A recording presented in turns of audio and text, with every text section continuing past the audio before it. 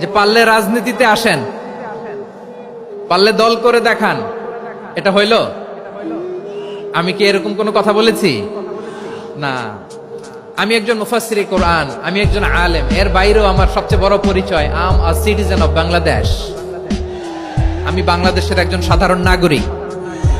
আমার দেশের যে কোনো সমস্যা, যে কোনো ইনকনসিস্টেন্সি, অসঙ্গতি নিয়ে মত প্রকাশের স্বাধীনতা আমার আছে না নাই? আপনারাই তো বাক স্বাধীনতার কথা বলেন, ফ্রিডম অফ স্পিচের কথা বলেন, বাক স্বাধীনতার কথা বলেন। আপনারাই যদি আবার কোন মন্তব্যের কারণে বলেন যে রাজনীতির মাঠে আসেন, দল করেন, দেখি কতটুকু পারেন, এটা ঠিক হবে না। তাই প্রিয় ভাইয়ের, আসুন আমরা দল মত নির্বিশেষে কাঁধে কাঁধ মিলিয়ে সোনার বাংলাদেশ গড়ি, দুর্নীতি মুক্ত বাংলাদেশ গড়ি, যে বাংলাদেশের জন্য রক্ত দিয়েছে আবু সাইদ,